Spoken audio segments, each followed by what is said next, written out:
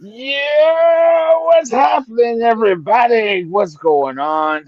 It's been a quiet week in WWE. I don't know if anything significant has happened. I don't know where nothing really, nothing to see here. Nothing. I'm kidding. Let's welcome everybody to another edition of the backstage business.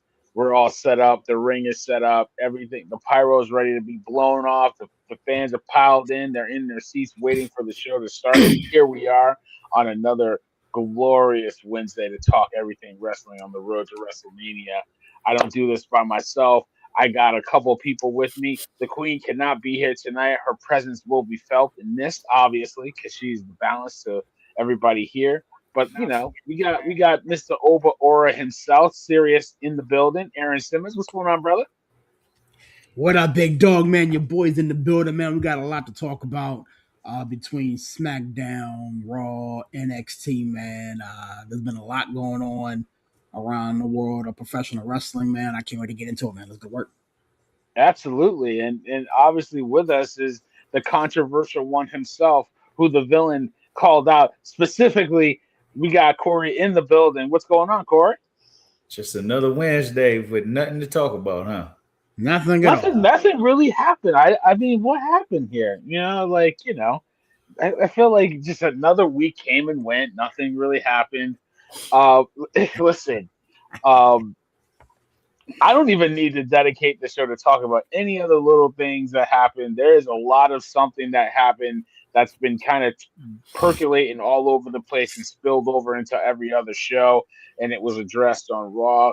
So this past SmackDown, we've kind of been dancing around it, and Corey, you've been saying it. I think SmackDown has been struggling a little bit, and as a whole, I think it's been okay, but it could be a lot better. It's tough. It's tough for the 3 hour show, Yeah. and if you didn't, if you don't watch SmackDown because you just haven't been able to watch it, or you don't really watch it, you just tune into Raw, what have you.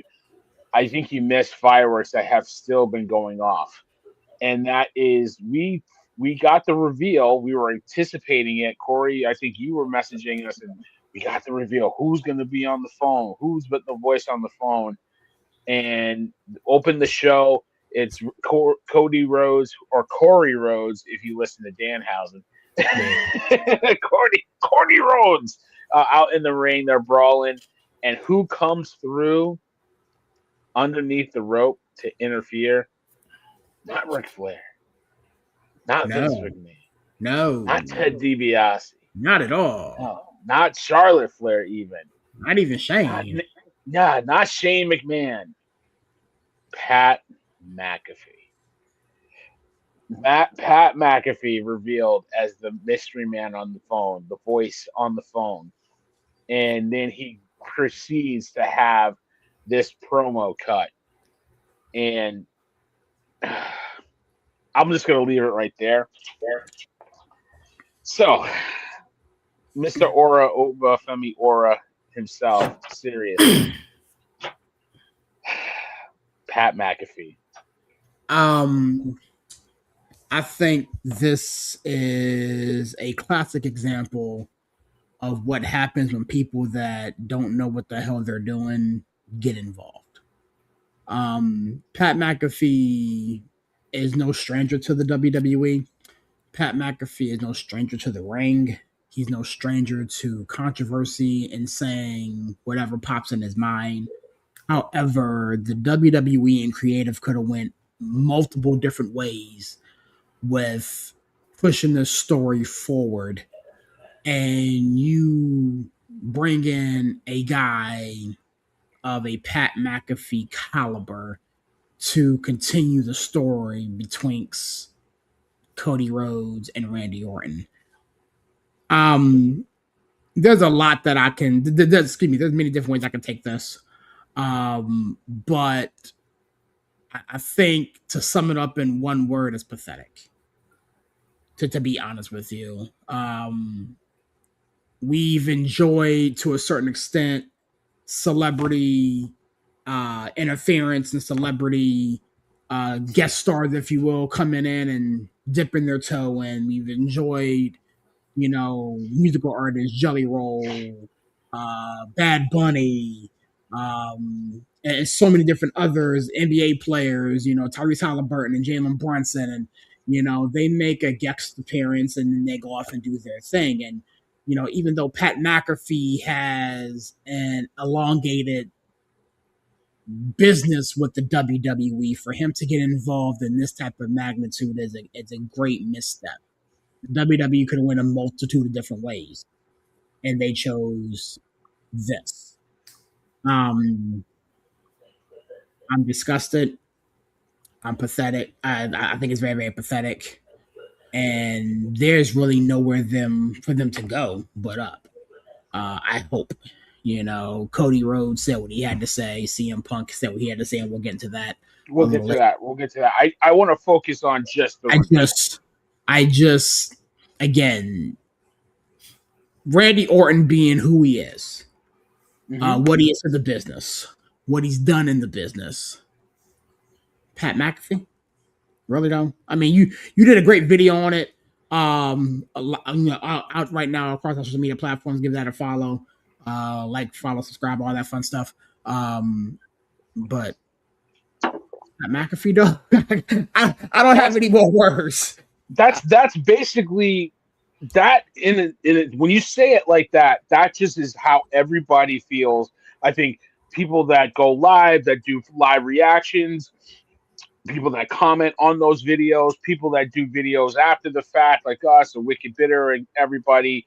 I mean, I was waiting to hear Corey do a video. I thought I could get you on and do it, but I'll wait until today to get your reaction just to the reveal, Corey, of Pat McAfee.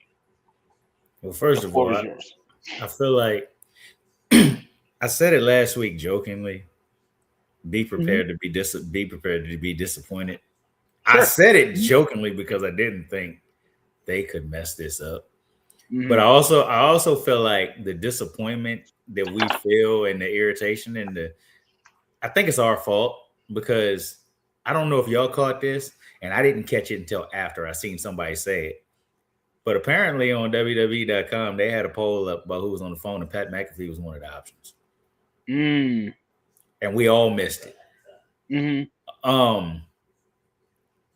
The TKO rumor, not even really a rumor because we all know it's true. TKO. Don't go there. Don't go there yet. Okay. We'll get there. We'll get there. Okay. We'll get there. Just the reveal. All right. Like Sirius said, we could have went a million different ways. There's a lot of blame to go around for this, but we all agree they didn't need anybody in this. We got a lot of history here. We didn't need anybody, but if you're gonna have somebody, first of all, it's got to be somebody worth being in the story. And I love McAfee. A lot of people don't. I love McAfee. This ain't the spot. And the way they're trying to sell it, why he did it, and all that. Okay, whatever. But you can't make it make sense because it doesn't make sense. It's so much history between these two, and for it to be McAfee makes zero sense. And I mean, there's a way they could have made it make sense, but they didn't. It's disappointment. It's disappointment because we're 2 weeks away from Mania? No, we were a week away. Yeah, next weekend. But when this happened, we were 2 weeks away. Yeah. You're right. Yeah. It's like you're messing with night one's main event for no reason. There's no reason to do this. So I mean, yeah, the only word I got for it is disappointment. I said we were going to be disappointed, but I said it jokingly because, like I said, I didn't think they could mess this up. Yeah, I thought they could disappoint us, but I didn't think they could disappoint us like this. And there's a lot of things to unpack, right? So, all right, he's revealed, right, Corey? And then he cuts a promo. And the promo is what really bothered me. And it bothered me so much that I hated Punk's promo on Raw. And I'll give you the context for that in a minute, but I want to stick to McAfee's promo. You have a guy that's outside, right? He's not a part of the business. He is a little, he is a commentator, right? But when he's talking about throwing it back to the Attitude Era, okay, you're not a part of the Attitude Era as Pat McAfee. And then Randy Orton and Cody Rhodes, more so Randy Orton, was never a part of the Attitude Era. So what the hell are you talking about? Right? So it felt so disjointed and so disingenuous to me, his promo and how he was talking about Randy's gonna bring back wrestling and Corey, were you buying his promo? Buying the promo, and I mean the reasons he laid out, no, but as far as the Attitude Era goes, he's talking as a fan. Like most of us our age, for us, the Attitude Era is the greatest era. So he's talking for the guys our age that grew up on this. That's what he's talking about. Because let's be honest, outside of, and we say this all the time, outside of six, 7 guys, the product is very stale right now. It's gotten stale outside of the main event scene. So he's talking for the fans that grew up in the Attitude Era. So I can see what he's trying to say. I just don't like it. There was a way they could have made his interfering. They could have made it make a little sense. And when we're ready to get there, I'll get there. But they chose not to do it. They chose to go in the way of Randy's going to save the business and Randy's going to take us back to the Attitude Era. I mean, no, I wasn't buying it. I wasn't buying it because we didn't need him for that. Yes, that's what bothered me too. And it's like, how are you going to have Randy Orton, who's old, probably not long for the business, a year or two left, is going to save the business, like kind of like John Cena is going to destroy the business a year ago? That's what bothers me. Serious, am I wrong? Am I wrong about this? I don't necessarily think you're wrong, but I kind of understand it from this perspective. I look at it like, whether you hate the delivery, hate the messenger, did you get the message? Okay. You feel me? And so we're in an era right now, to Corey's point, where 8, 9 wrestlers are relevant. They're moving the needle. This company is, I say, 50, 70 deep. You know what I'm saying? Between, Raw, SmackDown, or whatever the case may be. So there needs to be a significant shift in how things are done. There needs to be a significant shift on how, talent is booked and so on and so forth. So from that perspective, I kind of get it. But again, McAfee, you feel me? Like, if somebody else came out and delivered the same message, I mean, read it word for word, would we feel the same? You feel me? And I don't think we would, but the fact that it's McAfee, again, don't get it twisted. I just said a minute ago, I hated the whole reveal, whatever it could be, but I understood the message that he was trying to portray. Now, again, Randy going to save the business, whatever it case may be, I'm not buying that because we saw that last year, and the year before. And so I don't think that was the message, but we are in a weird dispensation in wrestling across the board, and I do wish and hope that there's a shift. Your two of your biggest stars, again, we'll get to it in a minute, have said the very thing. You feel me? So hopefully there's a shift. Right. Yeah, I mean, and it's funny because now you're starting to see, articles that came out a day or two ago and saying that the promo was scripted, the promo wasn't scripted. Like, I don't know. I don't know who to believe at this point. I don't know where they're trying to go with it. Which one, Cody's or Punk's? It just no, Pat McAfee's. Oh, Pat McAfee's. Like, they're trying to say Pat McAfee's promo that he cut was scripted. It, of course, Dave Meltzer is coming out and saying it was scripted, and then Pat McAfee came out afterwards and say no, it wasn't scripted. Blah blah blah. So whatever, right? Dave Meltzer trying to put kayfabe. I get it. Yeah, sure, right, whatever. So, okay, so you get the promo, and I can see both sides. I kind of tend to lean in the middle, but I didn't like it. I just didn't like the voice that it came out of. I don't like who it came out of, to be honest with you, because I was so disgusted that he was revealed as the guy. I couldn't care less what he was saying, to be honest with you. Even if there's a little bit of hint of truth in it or not. And then you get Cody that came out, and it looked like, from all reports, it sounds like that was not scripted. Like they told him, go out there and talk your stuff. And I don't know if you guys agree with me or not. It's probably Cody's had some good promos in the last couple of years. It's probably the best promo he's had because he just went, and you could tell it was not. It wasn't. It was. Oh, it was a shoot, and it was pipe bomb-esque, but with a lot of emotion. Like he said what it was on his mind, and he let loose.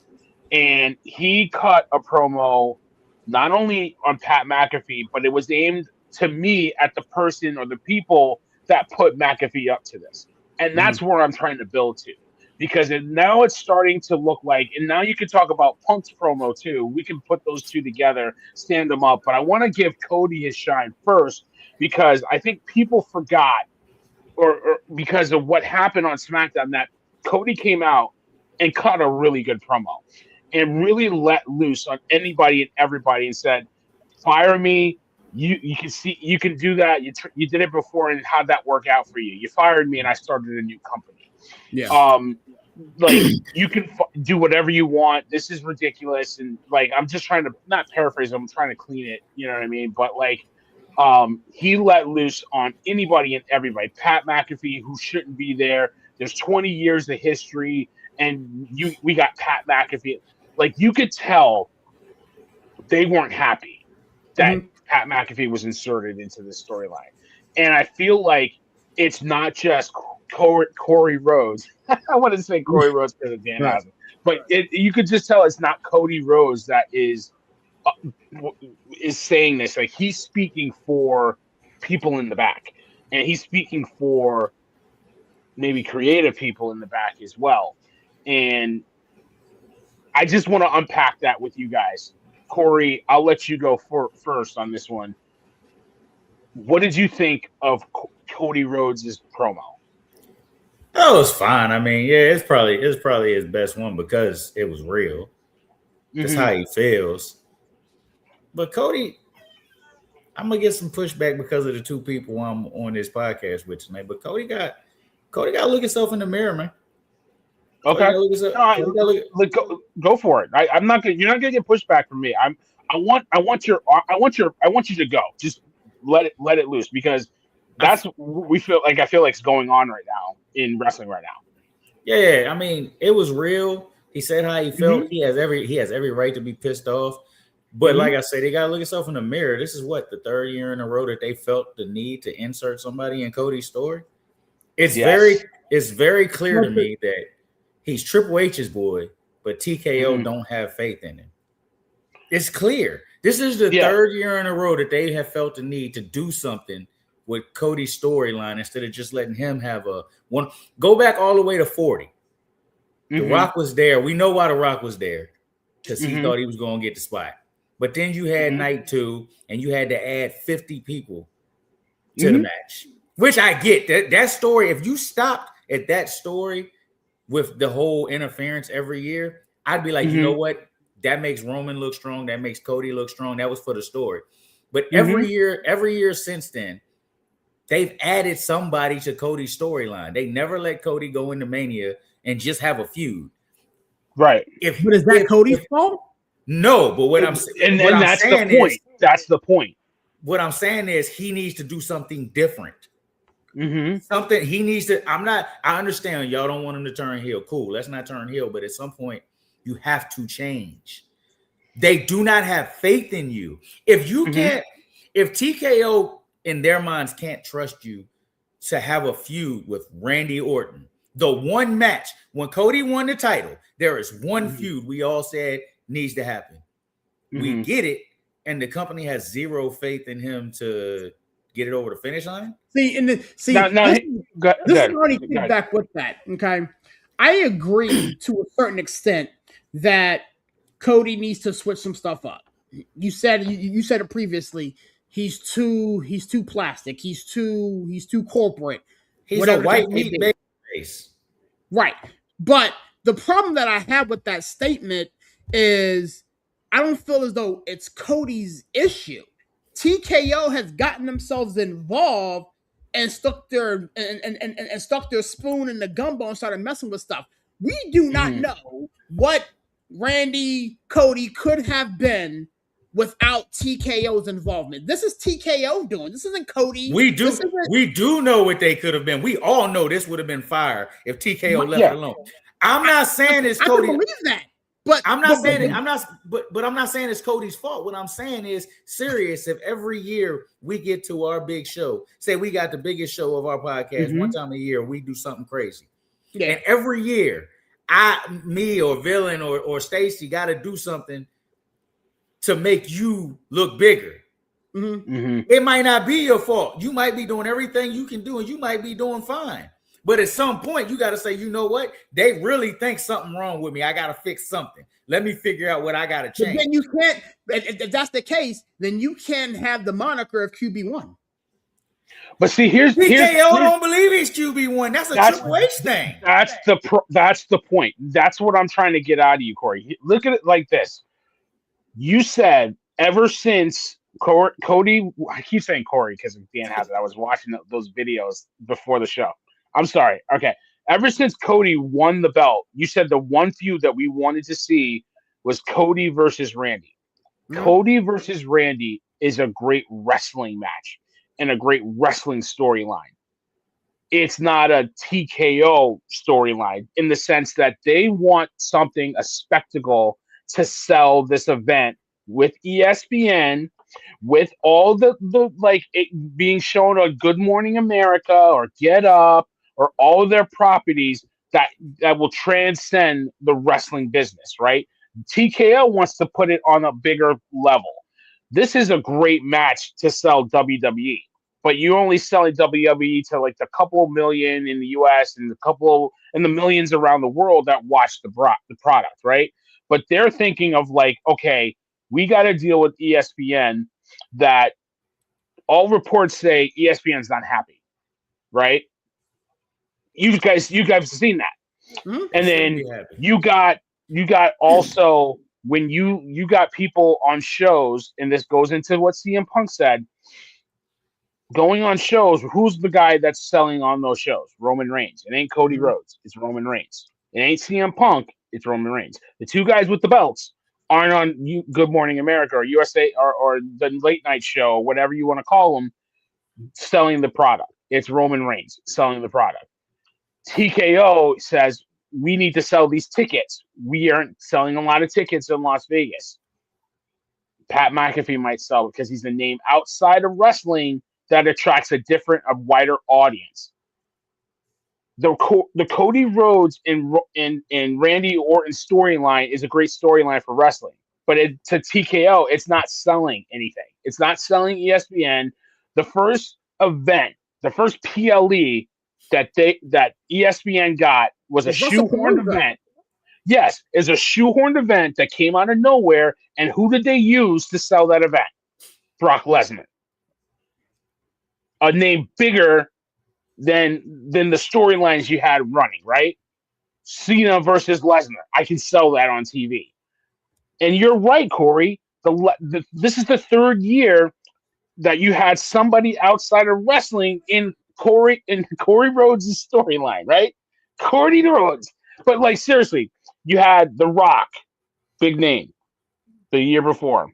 Then you had Cena and Undertaker, and you had anybody you can insert into that match to make it bigger. And it's one of the best finishes we've seen in a WrestleMania match, because right? Okay. Yeah, exactly. But you had The Rock involved, right? Then the next year, who do you insert? The Rock, but then The Rock's out of the storyline. You have Travis Scott. Yep. You know what I'm saying? You insert him in that storyline with John Cena. Why? I don't know. And then that was the big name. What was the criticism though? After they did that, Travis Scott and The Rock left, and you had just Cena and Cody, and nobody was happy with the match. Right, nobody was happy with that, but Travis Scott was at the match, and he inserted himself, and he got a crossroads out of it. Okay, great. But they had to put Travis Scott into the match, right? Yep. Into the fray. So to your point, this is the third year. I know I'm going all over, but this is what I'm saying. It's WWE versus TKO. TKO is trying to make these moves and trying to make these adjustments to make it bigger. And you don't need to for us as fans. We understand. We get it. We're wrestling fans. We love WrestleMania. It's the show of all shows. We're WWE fans. But TKO is thinking on a different plane, and they're trying to sell it. They're trying to sell it to anybody and everybody to get everybody to watch it. And you're not wrong. And I understand why they made it McAfee. And this is where I said TKO forced him there. Triple H and Creative botched it.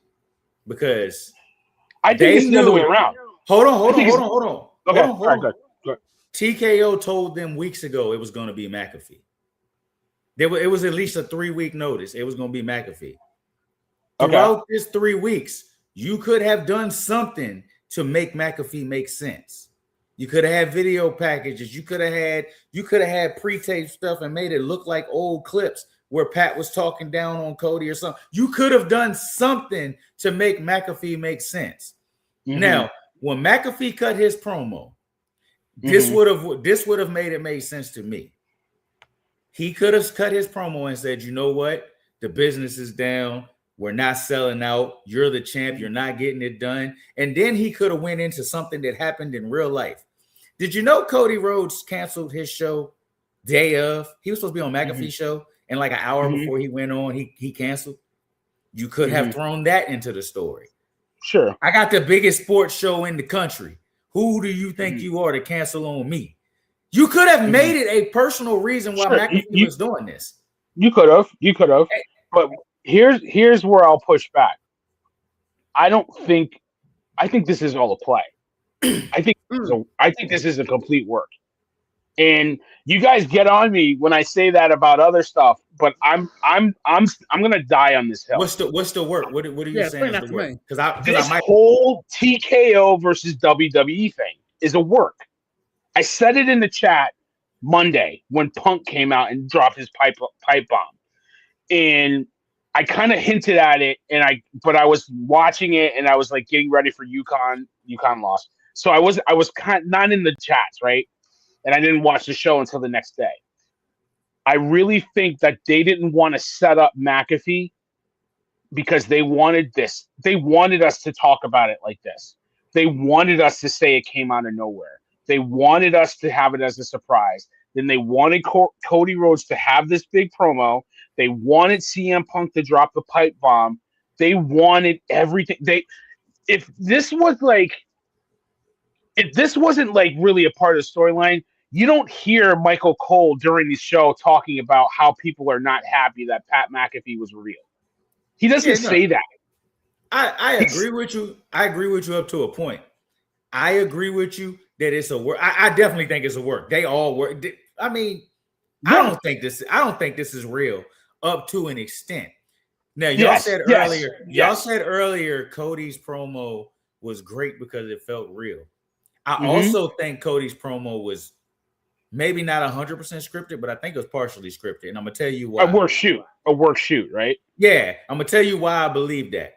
Because Punk's promo wasn't scripted, he went off script, and there's reports about it. Nobody reported one time that Cody went off script and Cody was venting and he was saying how he really felt. Everybody just said, you know what? Creative gave him the mic and said, go do what you do. Yeah. When it comes to Punk, everybody said, you know what? He wasn't supposed to say this. He was only supposed to hit Roman and talk about Pat McAfee.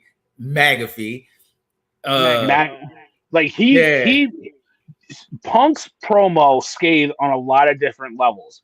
And if I was really disenfranchised with the promo, and I want you serious. I'm sorry. I want you to. No, you good. I work. I got. I want you to talk. But I was upset because everything he said was true, but he's putting Roman in this position of being on TKO and being against the fans. Because when you bring up the ticket prices, you make it sound like the way he put it, it's like Roman's fault. Like the ticket prices are high and all that kind of stuff. So like he put Roman in the same box as TKO as the problem. And I don't believe that, because it's like, okay, you're talking about Roman being on a part-time schedule and not showing up when your wife wasn't at the arena. Okay, so let's keep it a buck, dude. Your wife doesn't show up every week either. The promo isn't about AJ Lee though.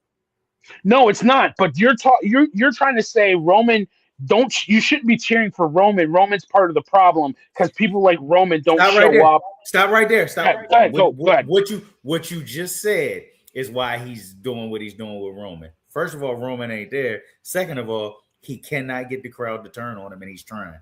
He's trying everything. And it's not working. Like the first half of that promo, the first beginning of that promo, you could tell he was getting flustered because he was trying and the crowd was chanting OTC. Yeah, he was getting frustrated. Yeah, he was getting frustrated. But I do feel like, first of all, the promo was great. I as a Roman fan, I love the whole promo. But yeah, once I rewatched it, yeah, I came around. I was pissed. Yeah, I just took it as exactly what you said. You're trying to get heat on Roman. You're trying to get them to boo him. We're not going to boo him, and then you're trying to put him in the same box as TKO. So I got pissed, and I was like, "F this promo." But go ahead.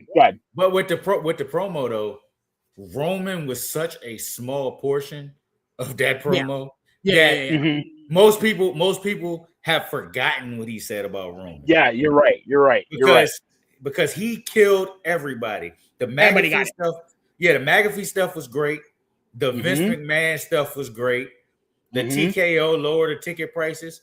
That's another thing he can do to get the fans to be on his side. Even though, I mean, CM Punk, it's going to be a 50-50 crowd. They're going to cheer for both. It has to be. Yeah, they're not going to boo. They're not going to boo either way. They both made events like that, in my opinion, to be honest with you. Both made events like that.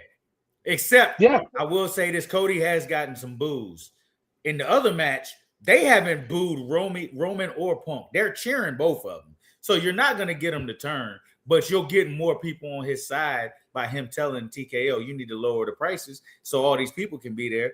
I mean, the promo was great. He touched on some things that we didn't think he would touch on. He killed The Rock. I mean, it's not fair to do it. I mean, it's not fair, but hey, it's got us talking about it. Just like McAfee. Just like McAfee. They succeeded. They got, nobody has stopped talking about McAfee since Friday. Right. So in turn, you're talking about Mania. And serious, the Rock, love it or hate it, is the face of TKO because he is the final boss and he's on the board. So even though it's not his fault, you use his name as a proxy, right? So I mean, like that promo. That's why I think it's a work, because I feel like they want to lower the prices and they're going to do it in a way that saves face, but also gives Punk the credit. But we're also, and this is another thing that bolsters your argument of it being a work. They have called out by name and by job title the damn CEO of TKO or whatever he is. Pat McAfee's agent is the president of TKO. President, TKO, They've thrown him into the story, which means you're not going to do that to your boss if it's not a work. I don't care how mad you are. You're not going to do it.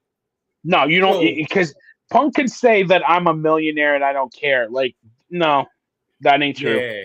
That ain't true.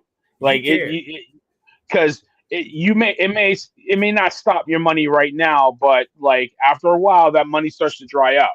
You know what I mean? Being a WWE Hall of Famer and getting that Legends contract keeps the check coming in. Yep. Okay, so yeah, to that point. But serious, I definitely want to hear your go for it, man. I want to hear your.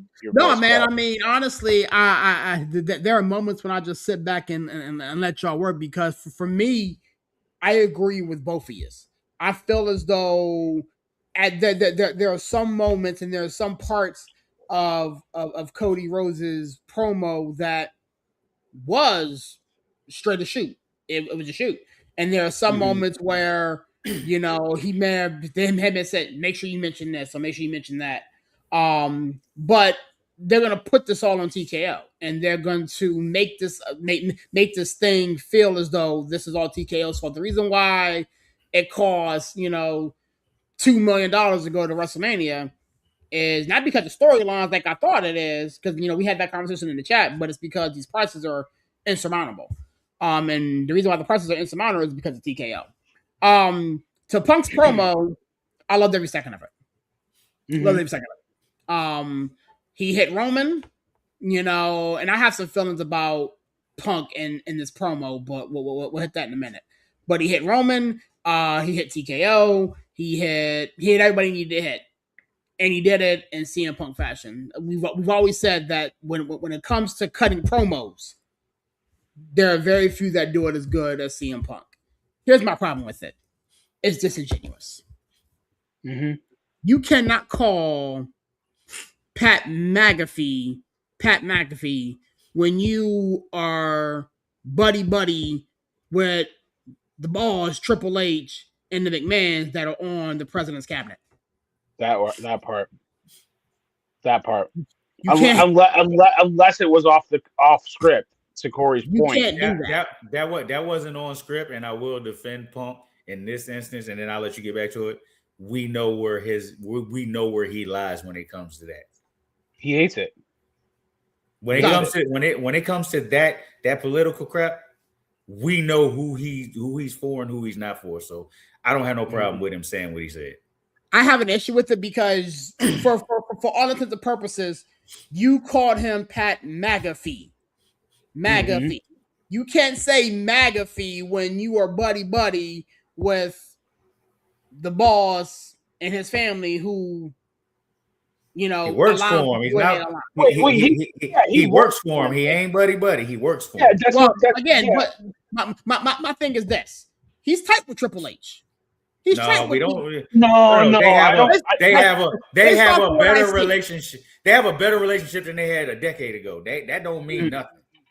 So I'm tight with people, and they might not have the same political views as I do. True. But here's my second issue I have with it. He attacked Roman Reigns' NFL career and football career. The last time CM Punk was involved in something else unscripted, he got his ass beat.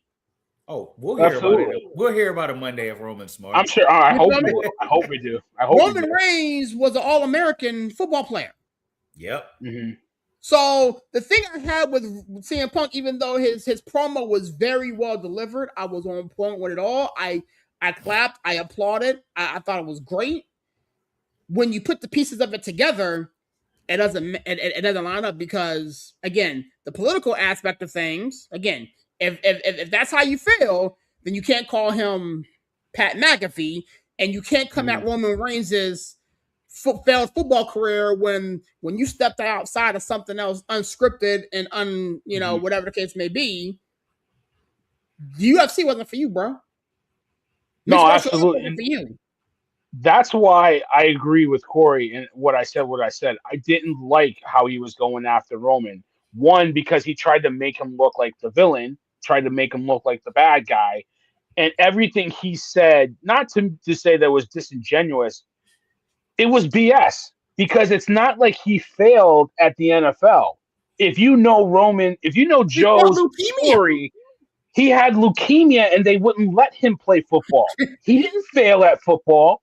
They didn't let him play. He was in camp. He had blood work. They found out he had leukemia, and they told him he can't play. That's what happened. He didn't fail. He didn't fail like Brock failed with the Vikings. Brock failed with the Vikings. Remember? Nobody cares about the truth because the lie is more entertaining. Go ahead.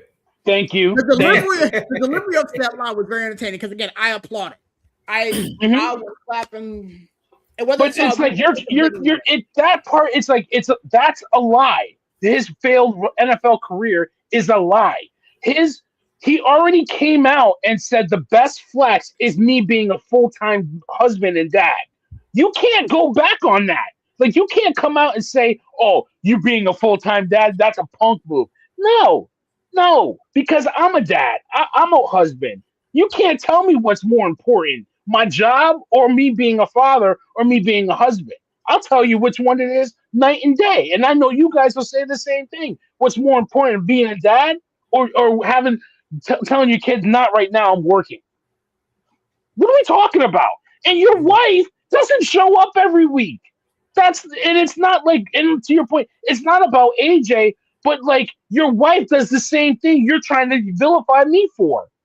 What are we talking about? And that's why I say he's only doing it to get the crowd on his side. But exactly. But A, it's not going to work. B is nobody really cares about the Roman stuff he spit on Monday no more. Nobody cares. That was so.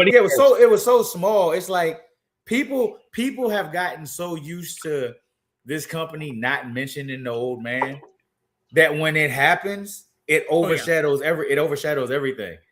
Mm-hmm. And by him bringing up Vince and the ticket prices, that's all people really care. And he somewhat went at The Rock, but I mean, there's nothing he hasn't said about The Rock before. He's done all that before.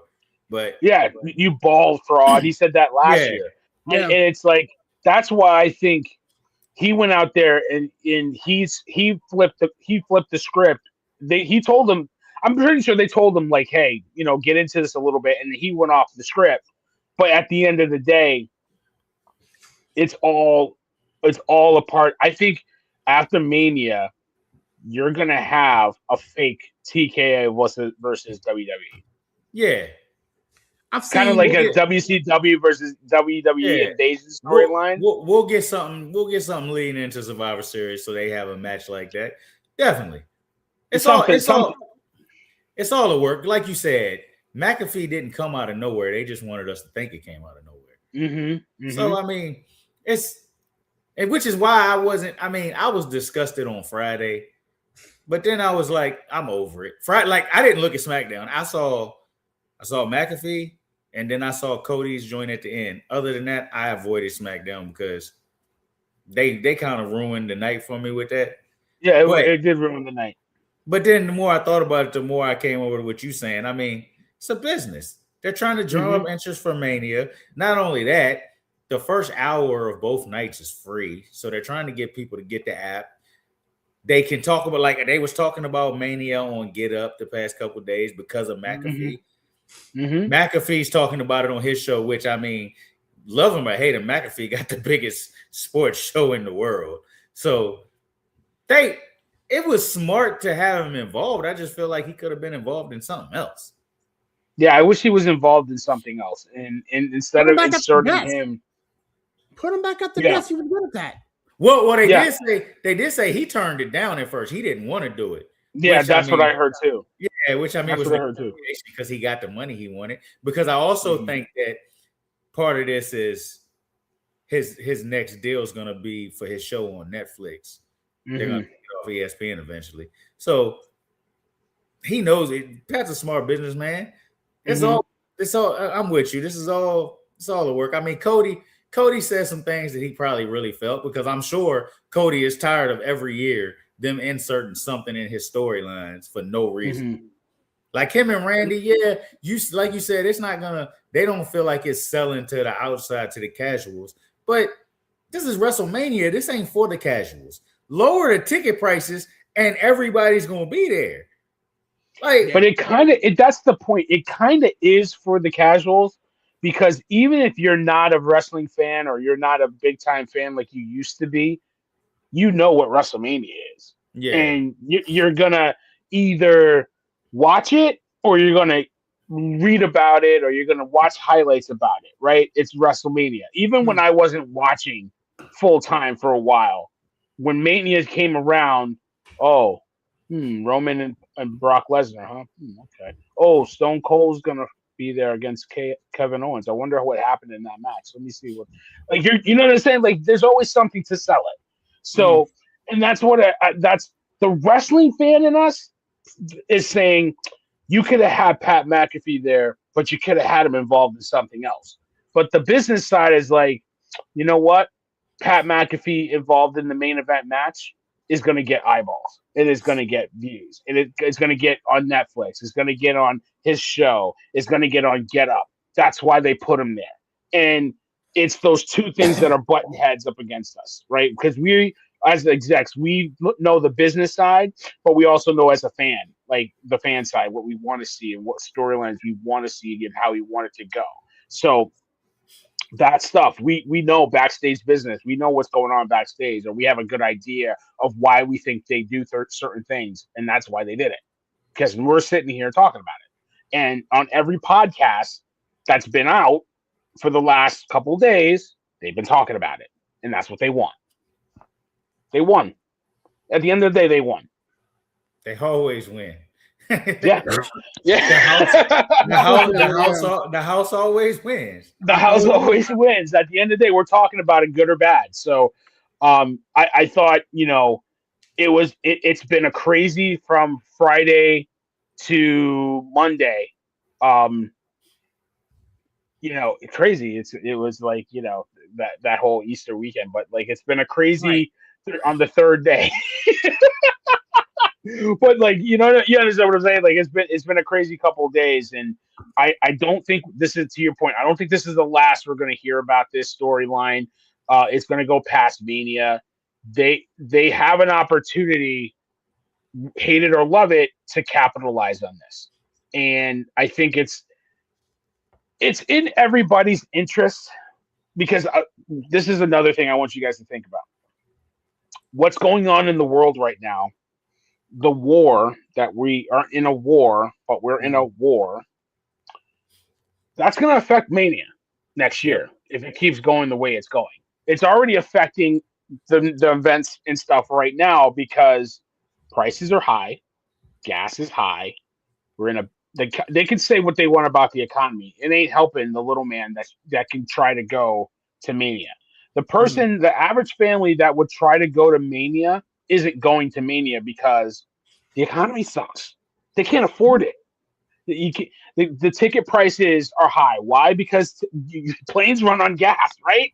It's like everything is affected. TSA was shut down, so longer wait times at the airport. So people probably are going to try to go to the airport. Now it's being lifted. TSA is back to work, but everything is what's going on in the society is a trickle down effect. And the ticket prices don't help. Like, I'm going to go through all this aggravation, paying for all this gas and all that, and then the prices for the event is out of the control. I got to pay $40 for a T-shirt. All this, you know what I mean? Like, the average person's not trying to go to Las Vegas. They can't afford it. That's what, you know what I mean? Like, that's the truth. So everything is being added on top of each other, and just to highlight that. It could affect the main event or the Mania next year. Mm-hmm. Well, you don't know. Have you seen I seen it in like two places. I can't remember exactly where I seen it, but apparently the contingency is Cleveland. They've already got it. They've already got it set up to move it to Cleveland. Oh no! But I do want to say one thing though that would help. And serious Cleveland. serious poo-pooed it in the chat. But Coach said something that made sense to me. They got to move WrestleMania out of these big stadiums and come back to the arena field. Do you think I say that simply because ticket prices, I don't care how much CM Punk talks about it. Ticket prices ain't changing. Even if they bring them down, it's not going to be by much. Because the business enough to where the family can go, and I have to. I don't think that's true, because the business, as much as we're complaining and as much as we see WrestleMania is not selling out, business is booming in every other aspect. Everywhere else is sold out. Raw, SmackDown, everywhere else is sold out. Mm-hmm. So the house shows were expensive, but I still went. Exactly. So you can look at Mania and say, you know what, Mania is not sold out, but maybe that's because it's in Vegas. It's expensive to go to Vegas, plus it's expensive to go to the show. People not going to do both. It's in a stadium. We sold 70,000 tickets over 2 nights. You put that in an arena, that's a sellout both nights. You're not wrong. You're not. God. I don't think they're gonna get it out of major stadiums because Mania is an event. You gotta have the places that can handle the spectacle that is WrestleMania. You know, heck, you and I live in Virginia. FedEx Field can't handle WrestleMania. That new stadium y'all building down there. Yeah, the new one can. FedEx Field is trash. FedEx Field is trash. Where was like? So go back and watch WrestleMania 10. Times have changed, though, bro. It was here's let me. I'm going to be very careful about this. It will never go to an arena, and I'm going to tell you why. When I worked there, every year we made a plaque. Okay, so I worked in shop, as you guys know, and I worked very closely with the venue team. Every year you have a plaque of your sales and average dollar per like attendee, and every year it's a record. So every year you have to have a record. So if you go to a big venue, outdoor arena, and then put it back into a smaller arena, you ain't breaking no records. They always want to break records every year, either in the city that they're in or for the event itself, ideally for both. That's what they want to do. Okay? They will never go back to arena. They won't, because they're gonna fail breaking that record this year. It's about them picking the right venue in the right location.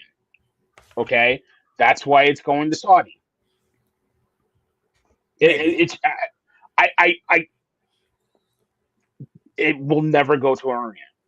It will never go to an arena. You're not wrong, Corey. You're not wrong. It will never go back to an arena. It will never go back. They want to break records. Every year when you see a press release on how good WrestleMania did, a PR release, not a PR release, what do they say? Record-breaking attendance in the stadium, or record-breaking attendance, or record revenue for the city for this weekend. WWE for the week drew this much revenue or incremental revenue to the city, to restaurants, to hotel rooms, to that's what they want. Are you going to believe them this year when they put that out? Because they're going to put that out. They're going to say they'll put something out. The NFL does a spin, good or bad, right? They'll say, "Oh, we had record-breaking ratings for this hour," or the halftime show was the highest-rated show for that. They will make a spin. Everybody spins. You know what I mean? Unless it's really bad, like NBA. Finals ratings.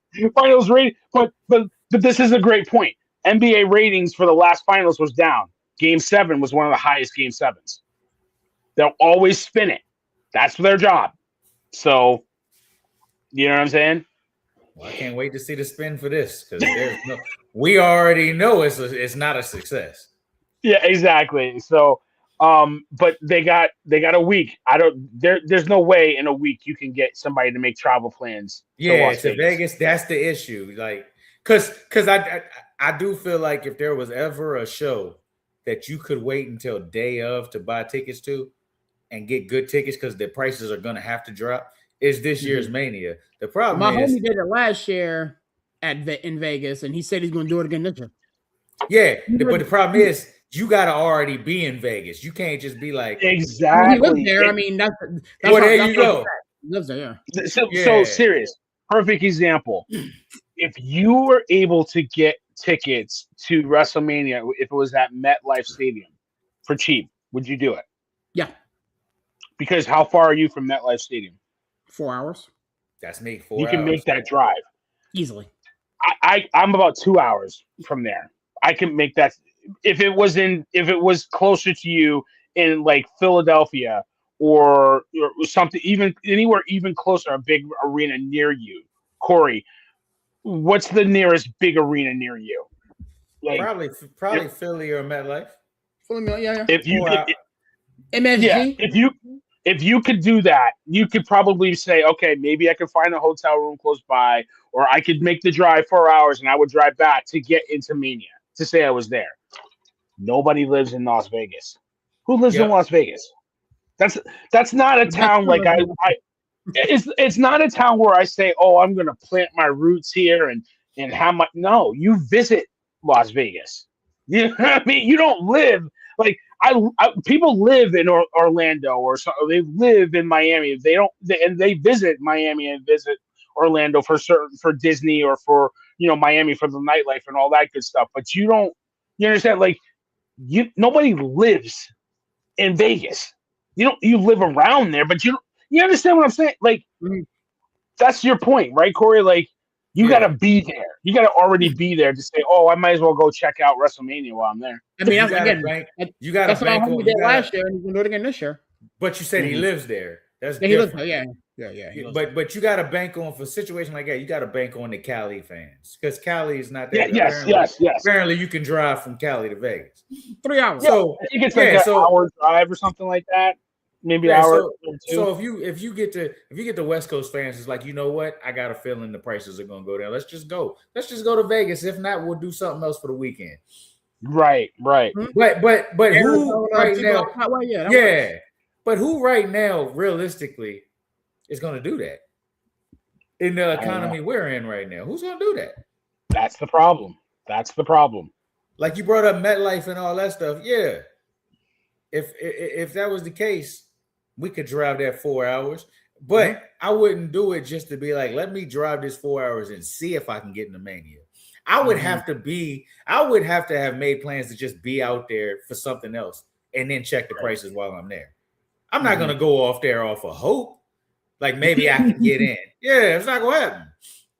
Right. So, and that's the problem. So I don't know. We'll see. I don't know if lowering ticket prices are going to have the effect they think it's going to have. The lower bowl is still like $16,000 a ticket or something crazy like that. You got to look. You know what's going to happen. They're going to comp those tickets.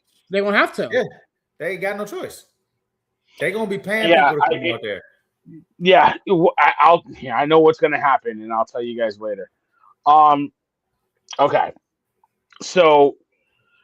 Amidst all that, we finally got the card finalized. They added what you thought was going to happen. I think you said the Usos and LA. Sirius said they was going to throw LA in there. I was hoping they would. Yeah, and they did with iShow Speed, and then we got a couple other matches announced. So there's names that are not on this card right now that are really bothering me. And there might be some reasons why they're not on there. So the one name that is really, and I don't think they're doing it on purpose. I think, from what I've read, there's a reason why, is Io Sky. Io Sky is not on the card. Io Sky walked in as apparently they still might doing her and Oscar. Apparently they might still doing it. I think that may still be in the works.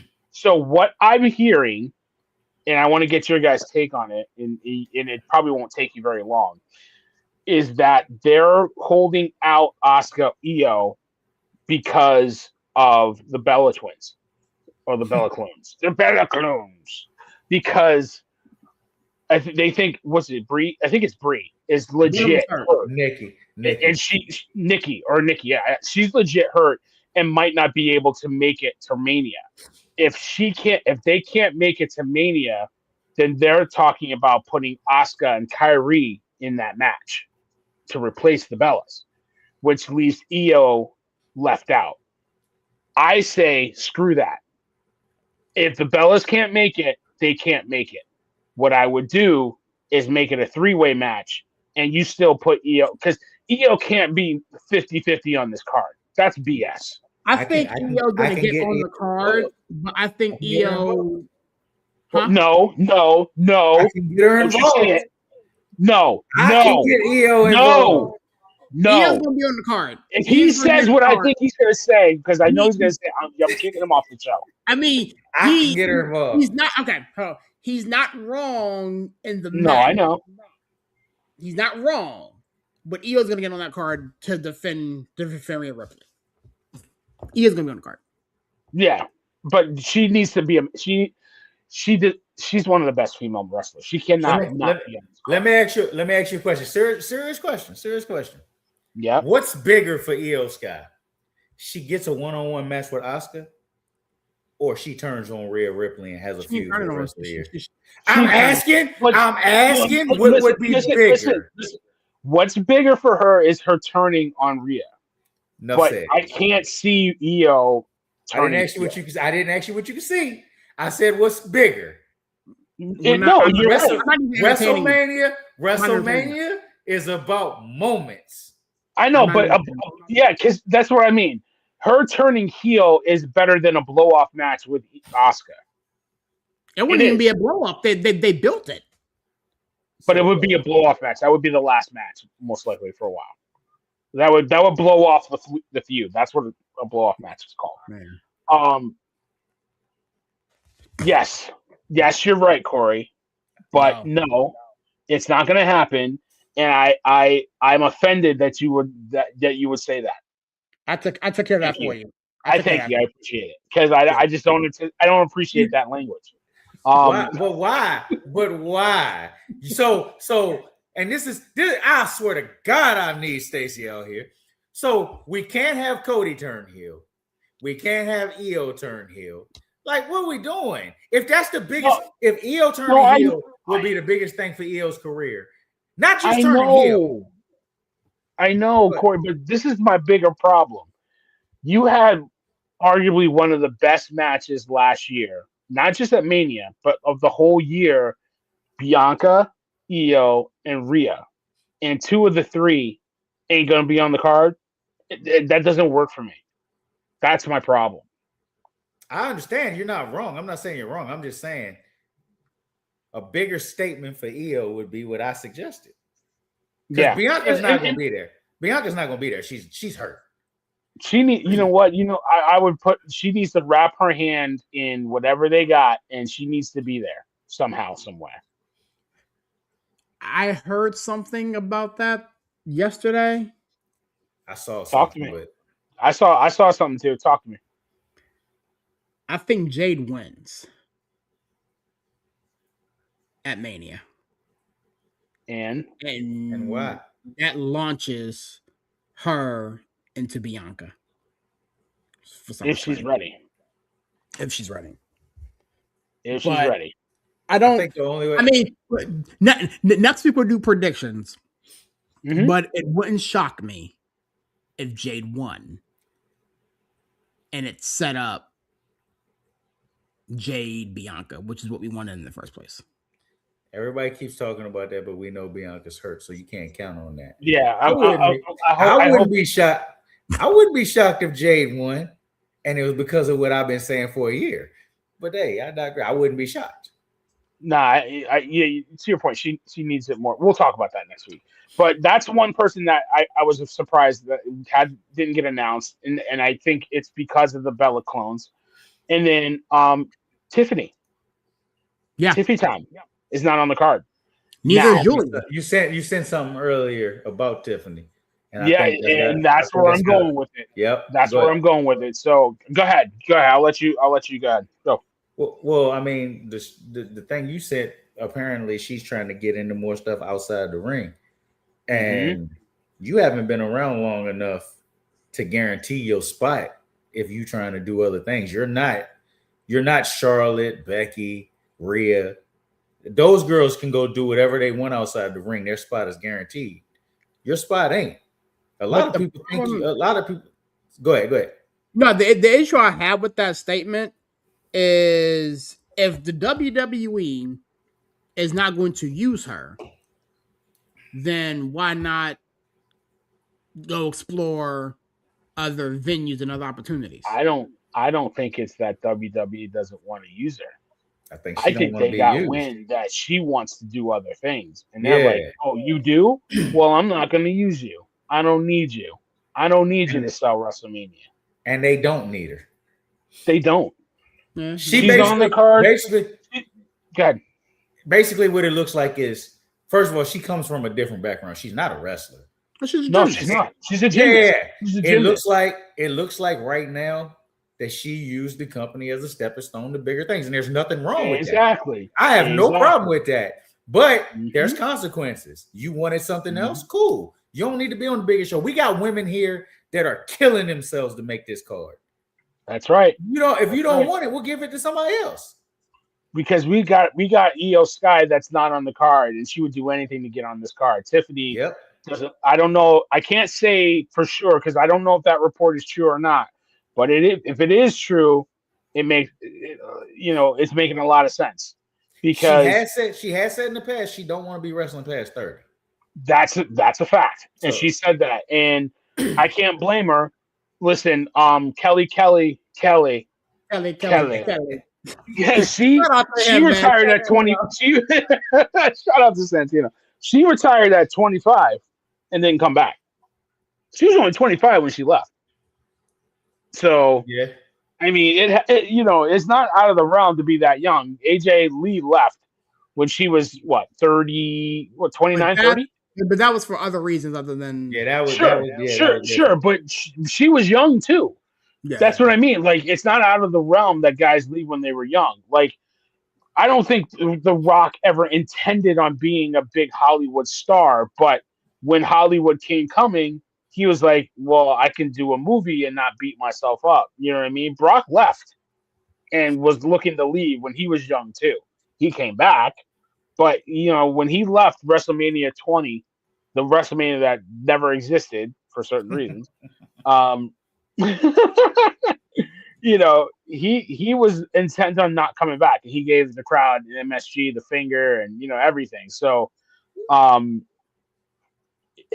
if Tiffany wants to leave by 30, okay, but to that point, we don't need you on this card. We don't need you to sell WrestleMania. We don't need you much for anything. We got other women that will take your spot gladly.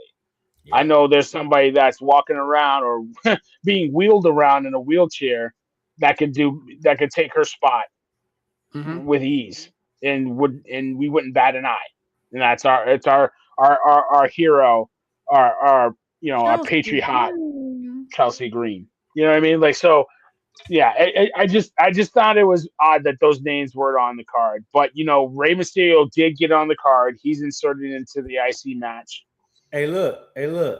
I told you that man wasn't ready to retire. I told you. Yeah. My man said, "I'm not healthy." Gunther got an opponent. Oh man, let me get this ladder match. Praise the Lord. Yeah. To do ladder matches. I'm delivered. Yeah. I'm just fine.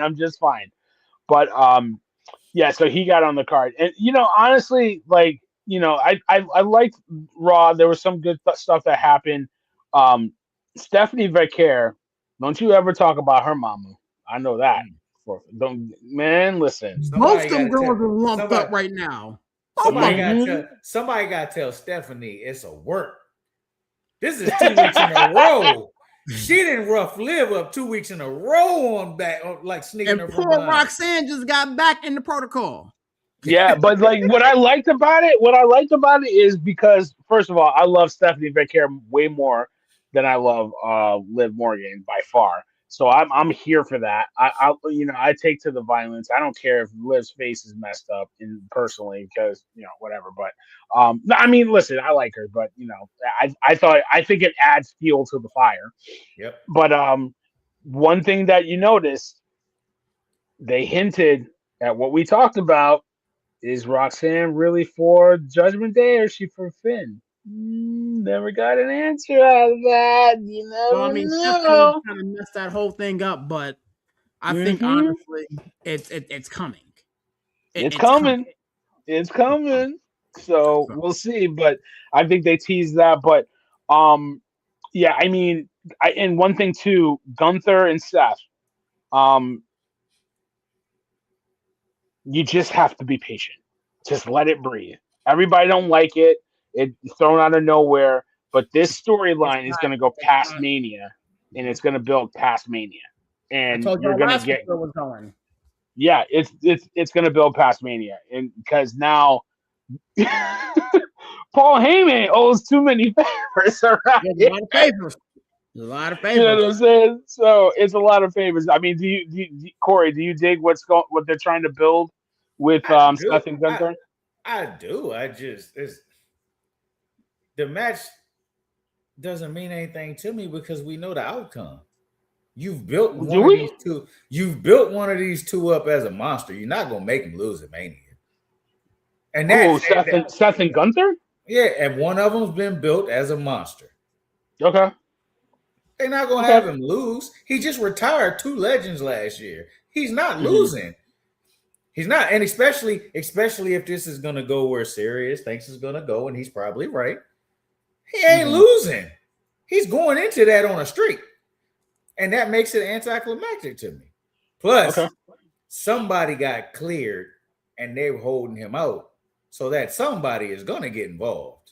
Oh, yeah, definitely. We're going to see Braun. Yeah, I would hope so. I hope so. So it's like, there, and we'll get into it next week on the preview show. There's a couple. Yeah, sure. There's a couple matches I just really could care less about. But for the majority of the card is going to be fire. Yeah, I think the Seth Gunther match is going to be really good.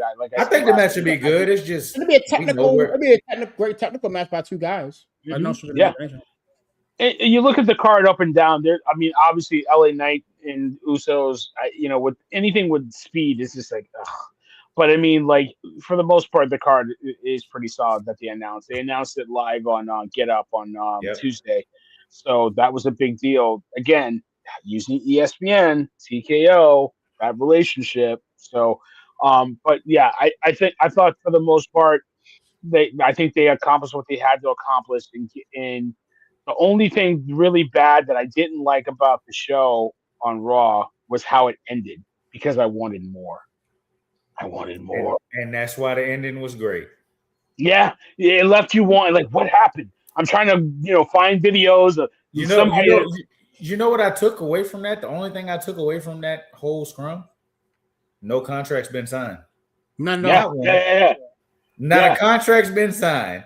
Nothing's been signed. It was great, but Oba coming down and then doing the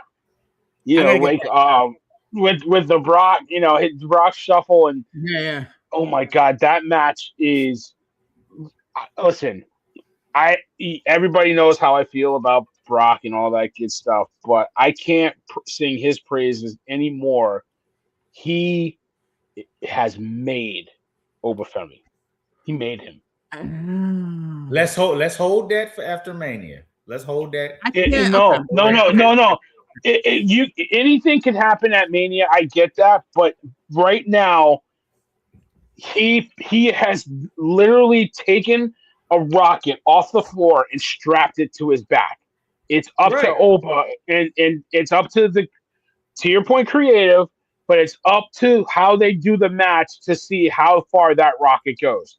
But if you stop everything right now and did not have a match, whatever, right now, Oba is made. Yeah. Oba is legit. Was made before he got into the storyline with Brock Lesnar, though. He was slow. It was a slow burn, though. Like, we had Cody. Cody put him over a little bit, right? At Saturday Night Main Event. And then Oba came through at Rumble, had the good showing, but then had, like, Kit Wilson. And then had a little bit of a match with Rusev. And it was big, but it wasn't – the reactions he's been getting since he put his name in the hat against Brock has been better and better. He is made. Is that because Brock Lesnar is so hated, or the fact that Brock Lesnar gets it? But Brock Lesnar has done everything in his power to make Oba look the monster, right? Yeah. He told him, "Put your foot on me and point to the sky." He has, been outbeaten or outworked, and Brock really hasn't got the lick back that you want him to get yet because it's making Oba look good. Like, Brock doesn't have to do that. Like, you know what I'm saying? Like Brock could easily say, "Nah, I'm getting mine tonight," and then he can get his next week. But I think Brock's going to get his. I think Brock's going to get his back Monday. Sure, I yeah, didn't to put the match over. If he goes to put the to match over. Mania, that's next week, and Brock is still catching L's left and right, I'm gonna be pissed. But how does he do it? Does he sneak attack him, or does he like confront him? I don't care. I'd have him sneak him. I would have him sneak too because it still makes Oba look strong. Yep. I don't want to do nothing to make Oba look weak, but I said save the Brock praise because we're gonna praise him because he gets it. He always does business. I've been saying that. But he also could show up WrestleMania Sunday and say that doesn't work for me, brother. You think he would pull a Hulk Hogan? I'm just saying we don't know. Like I know Brock always does business, and Brock clearly believes in Oba because he doesn't let anybody do this to him. He does sure. Right. I've never seen Brock this beat up. He's never done this, so he clearly not even beat up. Just look this week. Yeah. He's made Oba look like the next big thing. Mm-hmm. Because when you have Seth Rollins coming out and saying, you know, I put Brock and Oba together to get at Heyman, and then the crowd is chanting Oba just by saying his name, and then Seth's like, yeah, that kid's in the future of this business. People know, like that's what I mean. Like he's over when you're just mentioning his name in a promo, and the crowd just goes Oba. Ooh. But he's not even out there. You know what I'm saying? Like you're made. That's what I mean. You're made. This feud has made him so much that we could see Roman or Punk in the main event, and whoever wins, we could see Oba take the belt next month, and nobody would bat an eye. Nobody would bat an eye. You're absolutely right. Like you would almost expect it. You know what I mean? That's where I want him to go. To be honest, like I thought. You know, Oba needed to kind of middle around in the mid card, kind of get his feet wet. No, to the main event immediately. Nope. No, this is like when Brock came in. He was middling around a little bit. He won King of the Ring and got his title shot, and The Rock gave him the rub at SummerSlam. Like by SummerSlam, Oba needs a belt, and he needs a big belt. Or he needs to be walking around with that briefcase. Yeah. I don't want to either one. Either one. He needs a briefcase. He's a king of the ring. He needs a briefcase, or he needs a belt. One of the three he needs to be walking around with. In my opinion, and I would love to see, and I know I'm in the minority, I would love to see one more long Roman title reign. But sure, Roman. But I think, but that's where I'm going with this. I think by the end of the year, Oba needs to be the champion. No later than Survivor Series. I think Oba needs to be the champion.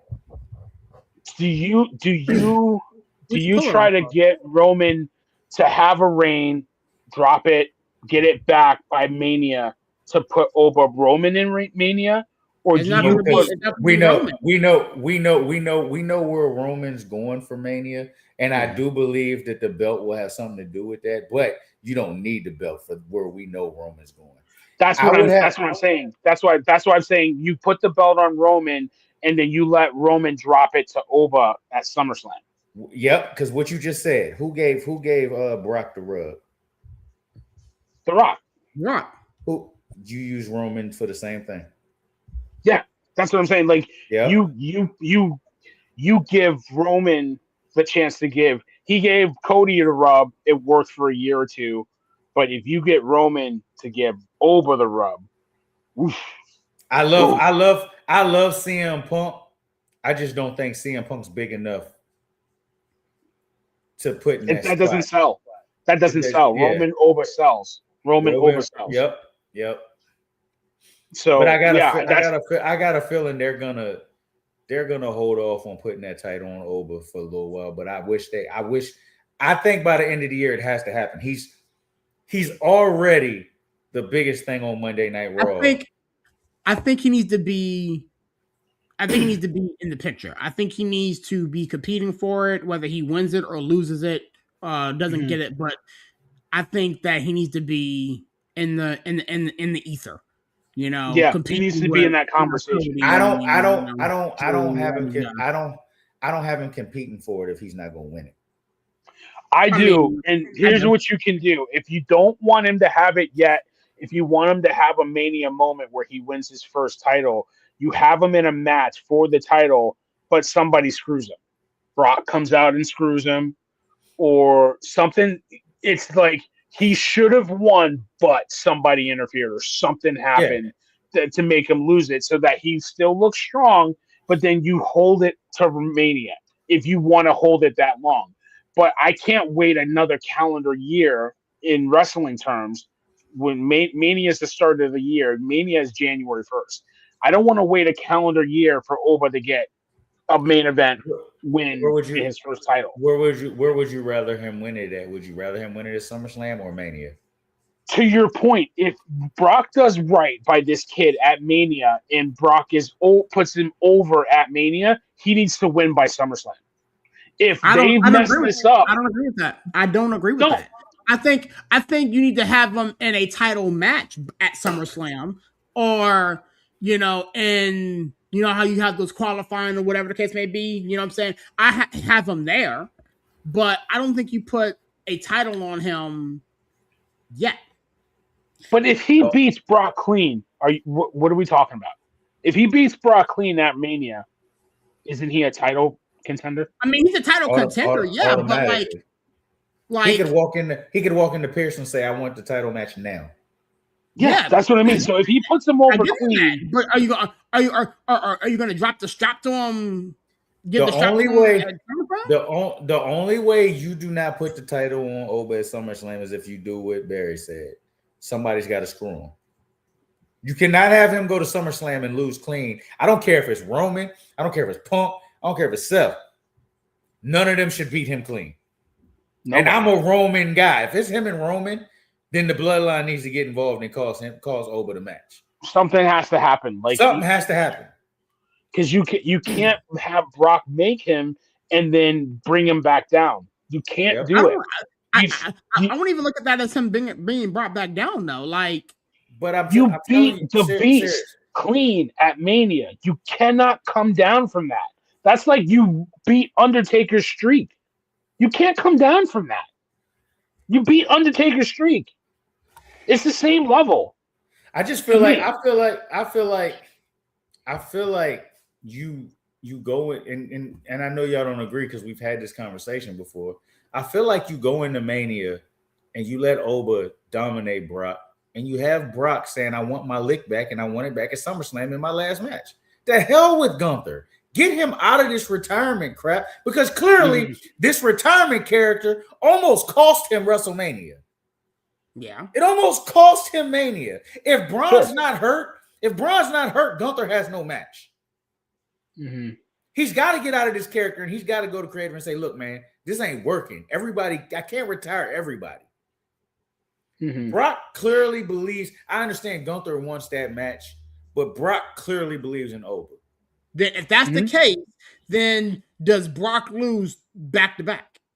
Yes.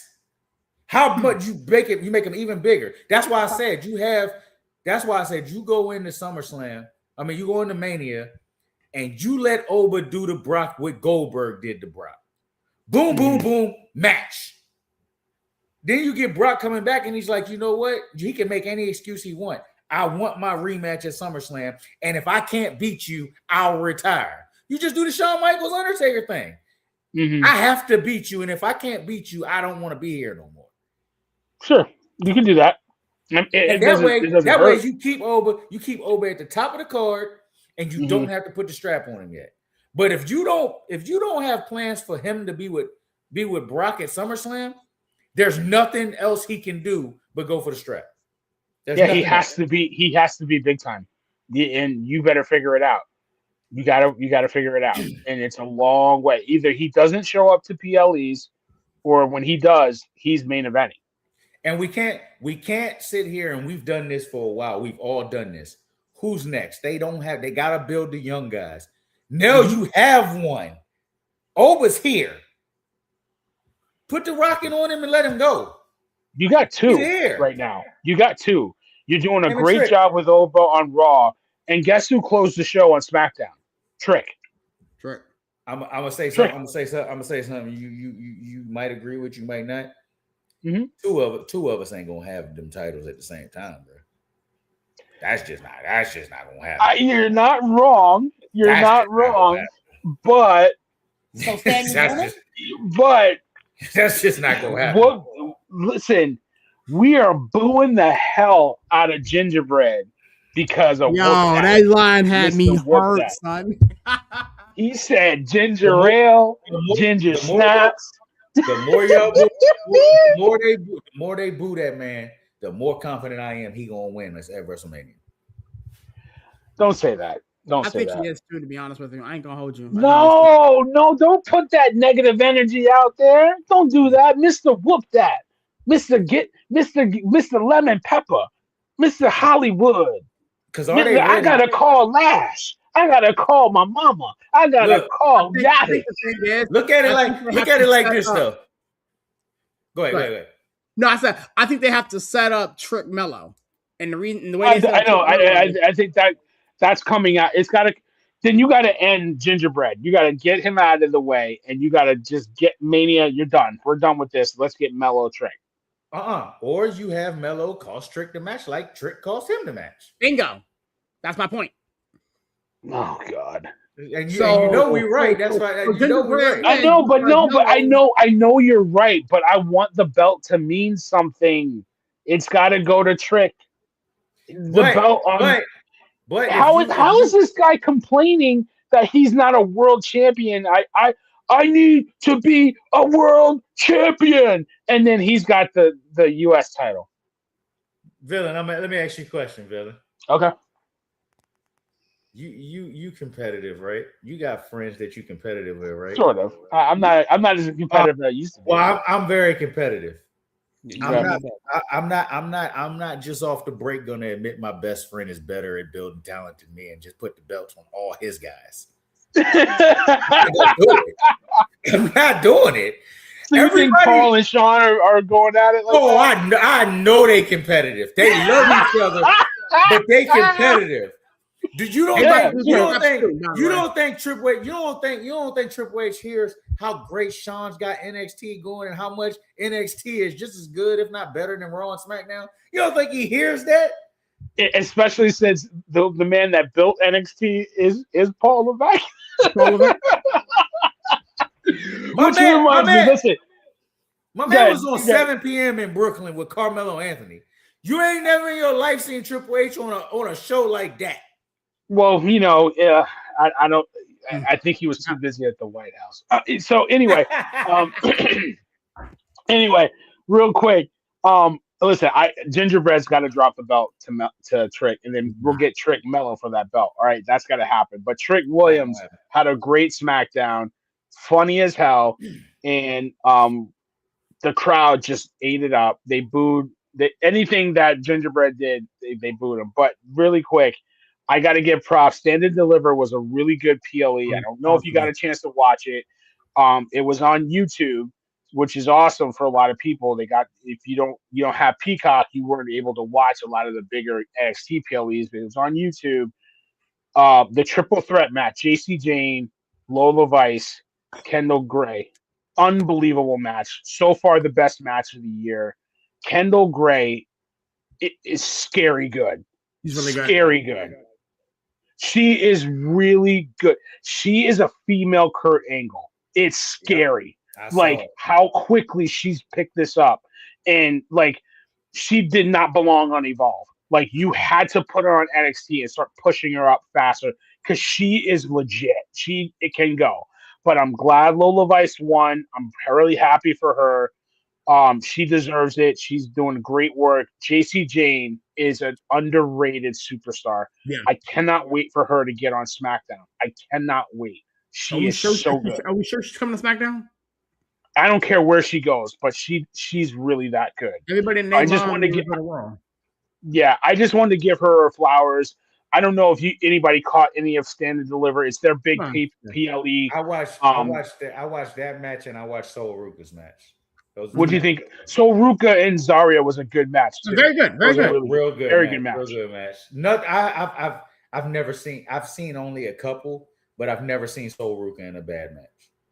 No, I've never seen her in a bad match either. And Zarya she's underrated too. She's good.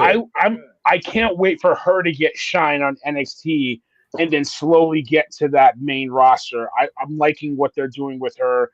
She's really good too. So those two matches were good. I thought the main event was good. I congratulations to Tony D'Angelo. I'm glad he won the belt. It was a really good match.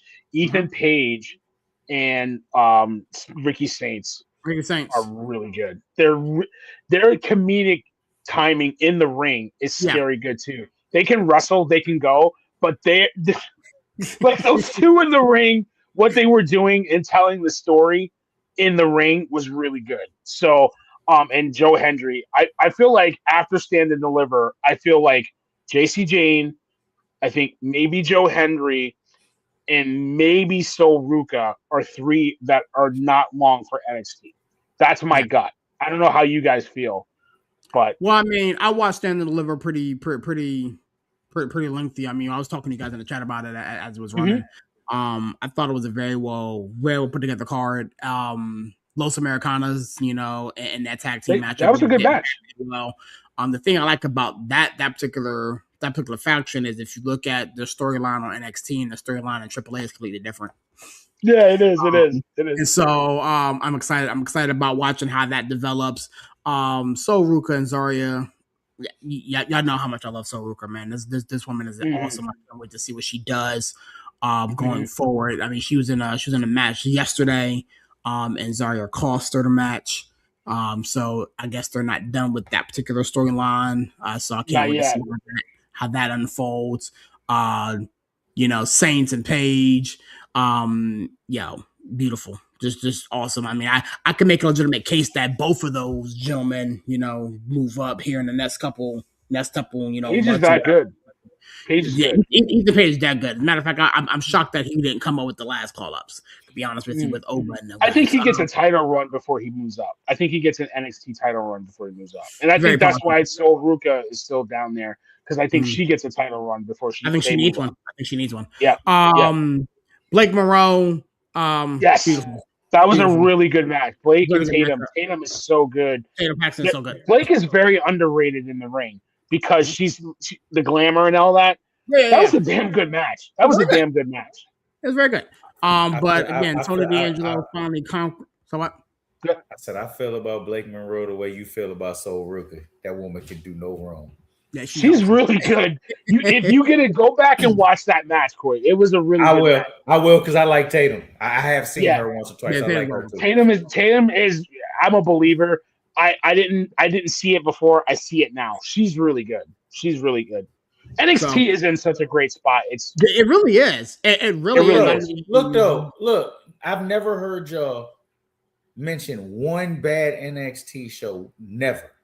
As long as I've been on here with y'all. Can we please just put Sean on SmackDown? What the hell, man?